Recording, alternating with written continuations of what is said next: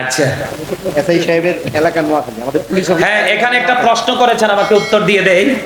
আপনার মহিলারা কবর জিয়ারত করতে পারবেন। মা খাতুনে জান্নাত ফাতেমা প্রত্যেকটা জুমার দিনে তার চাচা হামজা রাদিয়াল্লাহু তাআলা নূর কবর জিয়ারত করতেন। তবে হ্যাঁ, ওই মহিলা যদি পবিত্র থাকে তাহলে দূর থেকে কবরটা জিয়ারত করবেন। জোরে জোরে করুন সুবহানাল্লাহ। আরো জোরে। পুলিশ অফিসারের বাড়ি নোয়াখালী। ও মা, তাইলে যদি গজলটা যদি মন মতো হয় তাইলে কিন্তু পুরস্কার দিতেইব। আমাদের পুলিশ অফিসার সাহেব, ওনার বাড়ি নাকি নোয়াখালী। তাইলে আই আর দেরি করি না, গজলটা পরে, আরে জিকিরটা পরে করবো, আগে আই গজল খান গাই। ঠিক কিনা বলেন? এটা যেহেতু মেরাজের চাঁদ, নবীজিকে আল্লাহ নিজে দাওয়াত দিয়ে আল্লাহর বাড়ি নিয়েছেন। জোরে জোরে কোন সুবহানাল্লাহ। আরো জোরে। যদিও আমরা আল্লাহর আরশকে আল্লাহর বাড়ি বলি, কিন্তু আল্লাহ এখানে থাকে না, এটা বানাইছে আমার রাসূলের জন্য। আরো জোরে কোন না সুবহানাল্লাহ। আল্লাহ তো স্থান থেকে পবিত্র, সব জায়গা থেকে পবিত্র। আপনি যদি মনে করেন আল্লাহ আরশে থাকে, তাইলে তো শেষ। আমি গজলটা গাই। বিজ্ঞানীদের বিজ্ঞানী অঙ্গ নবীজি, এমন গা দয়াল নবী আর হাইবানি, এমন গা দয়াল নবী খুঁজা হাইবানি। বিজ্ঞানীদের বিজ্ঞানী অঙ্গ নবীজি, বলেন বিজ্ঞানীদের বিজ্ঞানী অঙ্গ নবীজি, এমন গা দয়াল নবী আর হাইবানি, এমন গা দয়াল নবী খুঁজা হাইবানি। বিজ্ঞানীদের বিজ্ঞানী অঙ্গ নবীজি, বিজ্ঞানীরা রকেট যোগে চাঁদের দেশে যায়, অঙ্গ নবীর রকেট ছাড়া মেরাজে শরীরে যায়। ঠিক কিনা বলা? আমরা সেই নবীর উম্মত, এই জন্য আমি সব সময় বুকে হাত দিয়ে বলি, I am very successful person. জোরে জোরে কোন আমিন। আপনাদের কেউ বলবা ইউ আর ভেরি সাকসেসফুল। জোরে জোরে কোন আলহামদুলিল্লাহ। কিরে, কথা ঠিক আছে নেই? হ্যাঁ ঠিক আছে। বিজ্ঞানীরা রকেট যোগে চাঁদের দেশে যায়, অঙ্গ নবীর রকেট ছাড়া মেরাজে শরীরে যায়। আরে ওই যুগে কি রকেট বিমানে গুণ ছিল নি, বলো ওই যুগে কি রকেট বিমানে গুণ ছিল নি। বিজ্ঞানীদের বিজ্ঞানী অঙ্গ নবীজি, বলে বিজ্ঞানীদের বিজ্ঞানী অঙ্গ নবীজি, এমন দয়াল নবী আর হাইবানি, এমন দয়াল নবী খুঁজা হাইবানি। বিজ্ঞানীদের বিজ্ঞানী অঙ্গ নবীজি, আবু বকর সিদ্দিকের সাথে কামড়াইছে, অঙ্গ নবীর থুতু দি মালা হয়ে গেছে। আবু বকর সিদ্দিকের সাথে কামড়াইছে, অঙ্গ নবীর থুতু দি মালা হয়ে গেছে। আরে সেই যুগে কি ওজা বৈদ্য এগুলো ছিল নি, বলো সেই যুগে কি ওজা বৈদ্য এগুলো ছিল নি। বিজ্ঞানীদের বিজ্ঞানী অঙ্গ নবীজি, আগের যুগের মানুষের অসুখ কম হইতো, অঙ্গ নবীর কাছে এলে ভালো হয়ে যেত। আগের যুগের মানুষের অসুখ কম হইতো, অঙ্গ নবীর কাছে এলে ভালো হয়ে যেত। আরে সেই বালা কি এই যুগেতে করতে হারবানি, বলো সেই বালা কি এই যুগেতে করতে হারবানি। বিজ্ঞানীদের বিজ্ঞানী অঙ্গ নবীজি, জোরে জোরে বলেন না নারে তাকবীর, নারে তাকবীর, নারে রিসালাত, ইয়া রাসূলুল্লাহ, নারে রিসালাত। ইয়া রাসূলুল্লাহ। পবিত্র সুন্নি মহাসম্মেলন, ছোট্ট একটু কথা না বললেই নয়, যেটা আমি মনে করি প্রত্যেকটা মাহফিলের, আমার পক্ষ থেকে আমার কাছে মনে হয় মাহফিলের নির্যাস। একটু কথা বলেই আমি আলোচনা গোছাবো, কারণ অনেক সময় হয়ে গেছে। আলহামদুলিল্লাহ হুজুর, কিয়াম সম্পর্ক। আচ্ছা বলবো, আমাদের সভাপতি। আচ্ছা বলবো, আমার দিকে তাকান না। আমি আপনাদেরকে কি বলি, এই যে জান্নাতি ফলের কথা বললাম, আল্লাহ বলেছেন আমার দিকে তাকান। এই কথা বললেন, এই মনো, কথা কইলে কিন্তু ভেজাল হয়ে যাবে। কথা কইলে বন্ধ হয়ে যাবে। মই কিন্তু তোমাকে থুইয়া মুই চললে সোজা কুমিল্লা বাড়ি চললে যাব। বরিশালের কথা কইছি, বাট হাসতিও জানাচ্ছে, এতক্ষণ তো বালাই হাসছস। আলহামদুলিল্লাহ। আলহামদুলিল্লাহ। নোয়াখালীর ভাষায় গজল কইলাম, মুই কইতে কইতে শেষ কইরা দিতে আসি, তো মোরা আসতে পারো না, তো মুই কি আর মুই তো চললেই যাব। আমার দিকে তাকান। আল্লাহ বলেছেন, আপনারা যে কথা বলছেন না এই জন্য বলছেন, এলে বলতাম না, তারপরে জিজ্ঞাসা করবো। আল্লাহ বলেছেন remember me then I will remember you. আল্লাহ বলেছেন ফাযকুরুনি আযকুরুকুম। আল্লাহ বলেছেন তোমরা আমাকে স্মরণ করো, আমি তোমাদেরকে স্মরণ করব। তার মানে স্মরণ হলো বাংলা শব্দ, আরবিতে বলা হয় জিকির, ইংলিশে বলা হয় রিমেম্বার। তাহলে জিকির মানে কি? সুবহানাল্লাহ, আলহামদুলিল্লাহ, লা ইলাহা ইল্লাল্লাহ, আল্লাহু আকবার, সৎ কাজের জন্য ডাকা, অসৎ কাজের জন্য বারণ করা। বিশেষ করে নামাজও একটা জিকির, শ্রেষ্ঠ জিকির হলো নামাজ।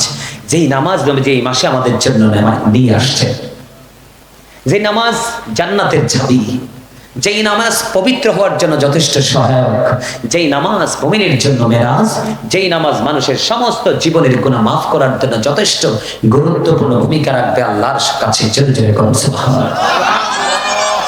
যেই আমলটা একই জায়গায় দাঁড়িয়ে এবং বসে করা হয় সেটাকে বলা হয় জিকিরের জলসা, যেমন আজকেরটাও নামাজও। আর যেই আমল বিভিন্ন জায়গা পরিদর্শন করে সম্পন্ন করা হয় সেটাকে বলা হয় জিকিরের জুলুস, যেমন হজ হলো জিকিরের জুলুস। এবার জিকিরটা করলে লাভ হবে কি একটুখানি বলছি। বন্ধুরে আমার, জিকির করলে লাভটা কেমন হবে তুমি হৃদয়ে করে শোনো। হাদিস শরীফের মধ্যে এসেছে, আমার নবী বলেছেন, কেউ যদি 1 বিঘা পরিমাণ জিকির করতে করতে আল্লাহর দিকে এগিয়ে যায়, আল্লাহ কথা দিয়েছেন আল্লাহ তার দিকে 1 গজ পরিমাণ এগিয়ে আসে। কেউ যদি আল্লাহর দিকে জিকির করতে করতে 1 হাত পরিমাণে এগিয়ে যায়, আল্লাহ বলেছেন আল্লাহর বান্দার দিকে, আল্লাহ জিকির করনেওয়ালা বান্দার দিকে আল্লাহ 2 হাত পরিমাণ এগিয়ে আসে। বন্ধু, কেউ যদি পৃথিবীর কোন জলসায় বসে জিকির করে, আল্লাহ রাব্বুল আলামিন ওই বান্দার জিকির তার চাইতে উত্তম জলসাই করে। আল্লাহ রাব্বুল আলামিন জানিয়ে দিয়েছেন, কেউ যদি আল্লাহর দিকে হেঁটে হেঁটে জিকির করতে করতে যায়, আল্লাহর বান্দার দিকে দৌড়ে আসে। তার মানে সারা জীবন আপনি আল্লাহকে তালাশ করলে আল্লাহকে খুঁজে পাবেন না, আল্লাহ যদি নিচে আপনার আপন না হয়। এই জন্য বলেছে তোমরা বেশি বেশি করে জিকির করো। আল্লাহ রাব তুমি কিভাবে জিকির করলে আল্লাহ কিভাবে তোমার কাছে আসবে, হাদিস শরীফের মাধ্যমে বন্ধ প্রমাণ হয়ে গেল। এই জন্য বলছি, আল্লাহ বলেছেন ইয়া আইয়ুহাল্লাযীনা আমানু যিকুরুল্লাহা যিকরান কাসীরা ওয়াসাব্বিহুহু বুকরাতাও ওয়া আসীলা। আপনার আমার প্রাণের নবী আল্লাহ রাব্বুল আলামিন বলে দিয়েছেন যে ইমানদারগণ তোমরা বেশি বেশি করে আল্লাহর জিকির করো, সকাল থেকে সন্ধ্যা আল্লাহর পবিত্রতা ঘোষণা করো। ফাযকুরুল্লাহা কিয়ামান, দাঁড়িয়ে দাঁড়িয়ে জিকির করো, ও কুউদান, বসে বসে জিকির করো, ওয়া আলা যুনুবিকুম, শুয়ে শুয়ে জিকির করো। তারপরেও জিকির বন্ধ করা যাবে না। সায়েন্টিফিক যারা তাদের গবেষণায় এসেছে তারা বলেছেন জিকির ইজ দ্য হার্ট মেডিসিন, জিকির হলো হার্টের ঔষধ। যত বেশি জিকির করবেন একদিকে আল্লাহ আপনার আপন হবে। এখান থেকে যদি আপনাকে বের হয়ে যাওয়ার পরে কেউ যদি আপনাকে প্রশ্ন করে আপনি তো এতক্ষণ পর্যন্ত মাহফিলে বসে বসে জিকির করলেন, বলুন তো আপনার আল্লাহ এতক্ষণ কি করেছে? আপনি কনফিডেন্সলি উত্তর দিয়ে দিবেন, যদি আপনার হৃদয়ে সেই শক্তি থাকে যে আল্লাহকে ভালোবেসে জিকির করেছেন, আপনি সঙ্গে সঙ্গে উত্তর দিতে পারবেন আমি আল্লাহর জিকির করেছি, আমার আল্লাহও এতক্ষণ আমার জিকির করেছে। চলে বলেন না সুবহানাল্লাহ। আল্লাহর হাবিব বলেছেন তোমরা জান্নাতের বাগানে গেলে ওখান থেকে ফল খেয়ে নিও। রাসূলুল্লাহ ফলটা কি? নবীজি বলেছেন সুবহানাল্লাহ ওয়া বিহামদিহি লা ইলাহা ইল্লাল্লাহ, সুবহানাল্লাহ আলহামদুলিল্লাহ লা ইলাহা ইল্লাল্লাহ, লা ইলাহা ইল্লাল্লাহ, লা ইলাহা ইল্লাল্লাহ। নবী আমার নূরের ফতল জগৎ করলেন ও জালা, নবী আমার নূরের ফতল জগৎ করলেন ও জালা। রোজ হাসরে করবেন তিনি উম্মতের ফয়সালা, সুবহানাল্লাহ আলহামদুলিল্লাহ লা ইলাহা মুহাম্মাদে সুবহানাল্লাহ ওয়া বিহামদিহি লা ইলাহা ইল্লাল্লাহ, লা ইলাহা ইল্লাল্লাহ, লা ইলাহা ইল্লাল্লাহ। মুর্শি কুরসি লৌহ কলম সৃষ্টি জাহান ওসিলা, মুর্শি কুরসি লৌহ কলম সৃষ্টি জাহান ওসিলা।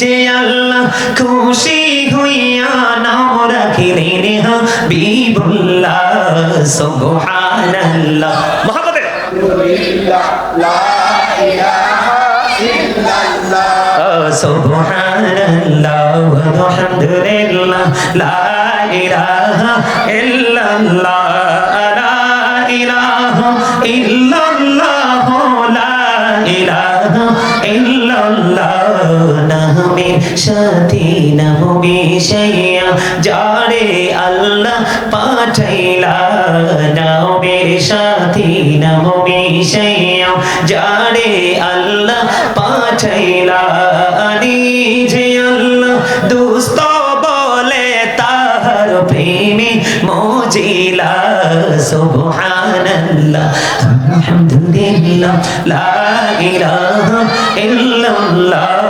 সুবহানাল্লাহ মহব্বতে আলহামদুলিল্লাহ লা ইলাহা ইল্লাল্লাহ লা ইলাহা ইল্লাল্লাহ লা ইলাহা ইল্লাল্লাহ ও শাহাদাতের বাণী ঠোঁটে আসিলেন কমলি বলা শাহাদাতের বাণী ঠোঁটে আসিলেন কমলি বলা মক্কাতে ফুটিল রবি নূরে মিন নূরে আলা সুবহানাল্লাহ আলহামদুলিল্লাহ লা ইলাহা ইল্লাল্লাহ সুবহানাল্লাহ আলহামদুলিল্লাহ লা ইলাহা ইল্লাল্লাহ লা ইলাহা লা ইলাহা লা ইলাহা ইল্লাল্লাহ মুহাম্মাদুর রাসূলুল্লাহ সাল্লাল্লাহু আলাইহি ওয়াসাল্লাম আলহামদুলিল্লাহ বলেন আলহামদুলিল্লাহ কার কার কাছে জিকিরটা মজা লাগছে দুই হাত তুলে দেখান ইনশাআল্লাহ সবার কাছে আলহামদুলিল্লাহ শোনেন প্রত্যেক দিন একটা মুমিনের দুই ধরনের খাবার জোগাড় করতে হয় একটা হলো দেহের আর একটা হলো রূহের দেহের খাবার পৃথিবীর লোকাল প্লেস পর্যন্ত খুঁজে পাওয়া যায় কিন্তু রূহের খাবার যেই কোনো জায়গায় পাওয়া যায় না যেমন আজকেরই বাগান হলো রূহের খাবারের জায়গা সুবহানাল্লাহ। ইনশাআল্লাহ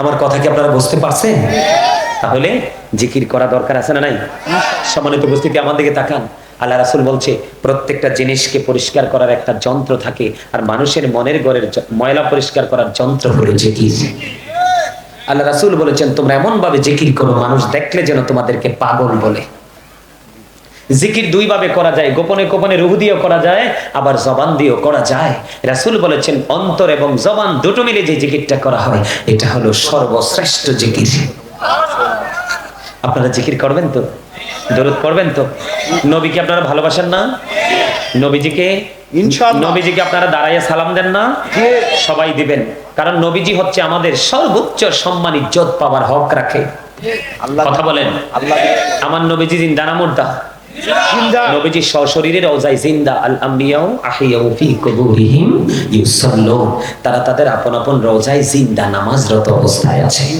তাহলে তাদেরকে কি সম্মান করা যায় না জি অবশ্যই যায় সূরা ফাতির 9 নম্বর আয়াতে আল্লাহ রাব্বুল আলামিন শেষের অংশে বলেছেন অতআযিরহু ওয়া তাওয়াক্কিলহু আল্লাহ বলেছেন help him and respect him তোমরা আমার হাবিবকে সাহায্য করো এবং সম্মান করো আমরা দাঁড়াই রাসূলকে ভালোবেসে সম্মান করি এটুকুই অন্য কিছু নয় কথা ঠিক আছে তো কিন্তু কেউ যদি না করে তার সাথে ঝগড়া করবেন না কথা কি বুঝছেন কারণ আল্লাহ রাসূল বলেছেন আল্লাহ রাসূলকে জনৈক ব্যক্তি এসে প্রশ্ন করলেন নবী গো কিয়ামত কখন হবে এটা একাধিক হাদিস গ্রন্থে আসছে হাদিসটা নবীজি বললেন তুমি কিয়ামতের দিনের জন্য কি প্রস্তুতি নিয়েছো তখন ওই ব্যক্তি বলেন নবী গো কিয়ামতের দিনের জন্য কোনো প্রস্তুতি তো নিতে পারিনি তবে আল্লাহ এবং আল্লাহ রাসূলকে আমি ভালোবাসি তখন আমার নবীজি বললেন যে তুমি যাকেই ভালোবাসো তার সাথেই তুমি থাকবা আলহামদুলিল্লাহ আপনি রাসূলকে মহব্বত করে যে যাই বলুক ভাই আমি আমার সোনার হরিণ চাই যে যাই বলুক ভাই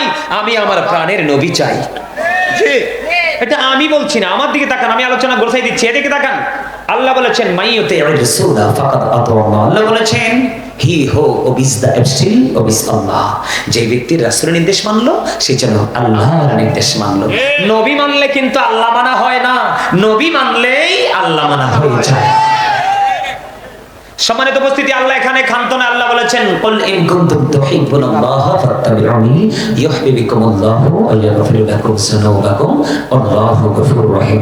আল্লাহ বলেছেন, সে বলুন, ইফ ইউ ডু লাভ আল্লাহ, যদি তোমরা আল্লাহকে ভালোবেসে থাকো, ফলো মি মুহাম্মদ সাল্লাল্লাহু আলাইহি ওয়াসাল্লাম, মুহাম্মদ সাল্লাল্লাহু আলাইহি সাল্লামের অনুগত হয়ে যাও। লাভ হবে কি? আল্লাহ বলেছেন, আল্লাহ উইল লাভ ইউ, আল্লাহ তোমাদেরকে ভালোবাসবে। আর লাভ হবে কি? and forgive your sins, আল্লাহ তোমার জীবনের গুনাহগুলি ক্ষমা করে দিবে। তাহলে আপনি আমি সারা জীবন কি আল্লাহকে খুঁজলে পাবো? যদি রাসূলের মাধ্যমে খুঁজি তাহলেই খুব সহজে পাবো। আল্লাহ পাওয়ার স্টেশন কোথায়? রাসূল। মদিনা। কোথায়? মদিনা। কোথায়? মদিনা। আল্লাহর বাড়ি যাওয়ার টিকিট, আল্লাহর কাছে যাওয়ার, আল্লাহর কাছে প্রিয় করার মতো টিকিট দেখে রাসূল। মদিনা। মদিনাওয়ালা। पहले निरालाई गनबी, पहले निरालाई, पहले निरालाई गनबी, पहले निरालाई, बोलें पहले निरालाई। আরে আপনারা আবার দিদুর বলে গেছে। আল্লাহ সুবহান, আপনাদের আওয়াজ লবণ ছাড়া খাবারের মতো লাগে। ওহো, কার মতো? লবণ ছাড়া খাবারের মতো। খাবারে কি লবণ না দিলে মজা হয়? তো মজা না হলে কি খাওয়া যায়? তো ঠিক তেমনি আপনাকে আগে আমল করার আগে আল্লাহ রাসূলের সাথে প্রেম করতে হবে। কারণ আপনি যতক্ষণ পর্যন্ত প্রেম করতে না পারবেন ততক্ষণ আপনার কাছে আমল মজা লাগবে না, আর যতক্ষণ আমল মজা লাগবে না ততক্ষণ করতেও ইচ্ছা করবে না। এই জন্য আমার সাথে গান, নবীর স্বপ্ন যোগে দেখলে জাহান্নামের আগুন হারাম। তো এই নবীকে পাইতে আমি আকাঙ্ক্ষা জানাচ্ছি যে আপনারা সবাই আমার সাথে গাইবেন না? জি সবাই সবাই। पहले निरालाई गनबी, पहले निरालाई, पहले निरालाई गनबी, पहले निरालाई। दुई कदमे चुमो खाबो, दुई कदमे चुमो खाबो, चरणे धुली माखबो गाई, पहले निरालाई गनबी, पहले निरालाई, पहले निरालाई गनबी, पहले निरालाई। दुई कदमे चुमो खाबो, दुई कदमे চরণে ধুলি মাখবো গাই, পাইলে নিরালাই গনবী, পাইলে নিরালাই। আমার নবী কত দূরে, লোহিত সাগরের তীরে, রে মদিনারি সোনার গড়ে আছেন তিনি সর্বদাই, পাইলে নিরালাই গনবী, পাইলে নিরালাই, বলিন পাইলে নিরালাই, पहले निरालाई। दुई कदमे चुमो खाबो, दुई कदमे चुमो खाबो, चरणे धुली माखबो गाई, पहले निरालाई, पहले निरालाई। মারহাবা বলেন না। আমি তো গজল গাই নাই, আমি একজন রাইটার। আমার এই সিনায় আলহামদুলিল্লাহ, হামদ নাত ভরা। আলহামদুলিল্লাহ, আমি নিজে লিখি, নিজে সুর দিই এবং নিজেই গাই। আলহামদুলিল্লাহ। আলহামদুলিল্লাহ বলেন না। আরো জোরে, আরো জোরে বলেন। আরেকটা গাইবো, গাইবেন? জি ইনশাআল্লাহ। সৃষ্টির সেরা তুমি, এ বুকের রত্ন তুমি, তুমি যে মদিনারি বলবো, তোমাকে চিনতে করিনি ভুল হে রাসূল, তোমাকে চিনতে করিনি ভুল। সৃষ্টির সেরা তুমি, এ বুকের রত্ন তুমি, তুমি যে মদিনারি বলবো, তোমাকে চিনতে করিনি ভুল হে রাসূল, তোমাকে চিনতে করিনি ভুল। আপনারা গাইতে পারেন না, আমি এইবার মোটামুটি ওয়াজ করে গেছি। যদি আবার বেঁচে থাকি, আসি, তখন একবার এশার নামাজের সাথে সাথে বসবো। যদি আসার সুযোগ হয় তখন আমি আপনাদের কাছে আবারও আসবো, আবারও কথা বলবো। ধীরে ধীরে আপনারা অ্যাক্টিভ হয়ে উঠবেন। আজকে মনে হয় বেশি হয়ে গেছে। ইনশাআল্লাহ, ইনশাআল্লাহ। হুজুর যে আরো সময় দিতেন। জি,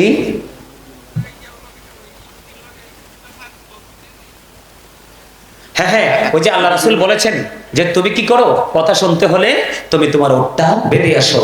পরে তিনি তার ওটটা বেঁধে এসে রাসূলের কথাটা শুনলেন। তার কারণ হলো আল্লাহ রাসূল দেখতেছেন তার ওটের দিকে তার মনোযোগটা, রাসূলের কথার দিকে তার মনোযোগ নেই। এই জন্য রাসূল বলেছেন তুমি কি করো, ওটটাকে বেঁধে আসো, যেন কথাগুলো মন দিয়ে, আর একটু মন দিয়ে যেন কথাটা শুনতে পারে। সম্মানিত উপস্থিতি, আমরা কি শুধু নামাজ পড়লে চলবে, অদৃশ্যে বিশ্বাস করলে চলবে, নাকি আরো কিছু করতে হবে? আরো কিছু করতে হবে না? হবে না? এই যে আজকে মাহফিল হয়েছে, এখানে কি অনেক টাকা খরচ হয়েছে না? চাই না? আবার আপনারা তো খুব চালাক মানুষ, আইতেই তো চান না, যাও কষ্ট করি, আল্লাহ হারাইছে, অন্য আবার দৌড় দিলা না, আমি চিন্তা করি। না ইনশাল্লাহ, দৌড় দিবেন না তো কেউ? না ইনশাল্লাহ। আজকের মাহফিলের যিনি মধ্যমণি, তিনি আমাদের মাঝে আসবেন। আজকের মাহফিলের যিনি প্রধান আকর্ষণ, পীরজাদা হাফেজ মাওলানা মোহাম্মদ